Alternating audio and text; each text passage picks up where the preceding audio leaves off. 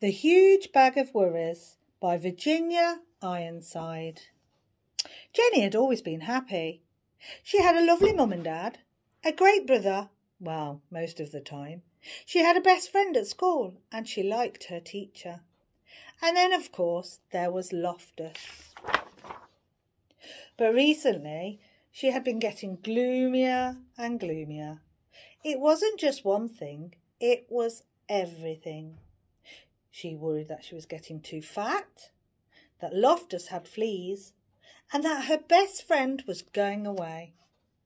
She worried that she was getting bad marks at school, and she thought she heard someone whispering about her in the playground. She worried when her mum and dad had an argument. She even worried about wars and bombs, until one day she woke to find a huge bag of worries. The bag followed her everywhere, to school, to swimming, to the toilet, and it stuck by her even when she was watching TV.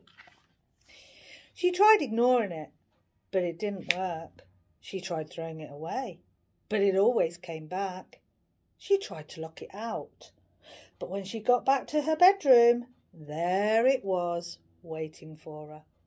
It was like a horrible shadow she couldn't get rid of. What could she do? She asked her brother for help, but he was busy with his computer game, and all he said was, "I don't know what you're talking about. I don't have any worries." After that, she didn't feel like asking anyone else.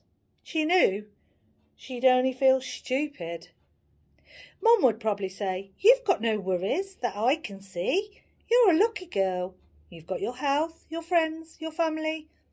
What more do you want?" So she decided not to tell her. Dad might know what to do, but then she thought again. No. Dad had enough worries of his own. She couldn't ask him. Every day things got worse. The bag got bigger and bigger and bigger. She couldn't sleep because it just kept tossing and turning beside her all night. To make matters worse, the bag dragged around her feet so much when she was walking to school that she was late and the teacher was cross. Jenny couldn't tell her what had happened, and anyway, she knew what she'd say. "You've got too many worries.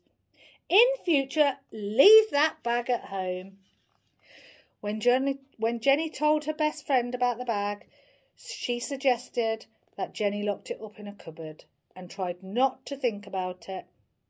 "That's what I do," she said. But it just didn't work. Even Loftus couldn't help. He tried his best and barked like mad, but the bag stood its ground. One morning, Jenny woke up, got dressed and walked down the road. She'd had enough. The tears started rolling down her cheeks. She sat on a garden wall and put her head in her hands. She thought she'd have to live with the bag forever. Then she heard a voice, and looking up, she saw the kindly face of the old lady who lived next door. "Goodness," said the old lady, "what on earth is that huge bag of worries?" Through her tears, Jenny explained how it had followed her for weeks and got bigger and bigger and just wouldn't go away. "Now let's just open it up and see what's inside," said the old lady.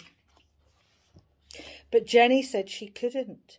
If she opened the bag, the worries might jump out, and who knew what might happen then? "Nonsense," said the old lady firmly. "There's nothing a worry hates more than being seen. If you have any worries, however small, the secret is to let them out slowly, one by one, and show them to someone else. They'll soon go away."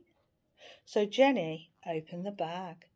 The old lady sorted the worries into groups. Jenny was astonished to see how small they looked.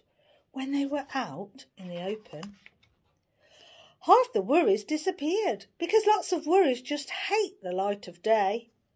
As for the rest, the old lady put some in her shopping basket to deal with herself.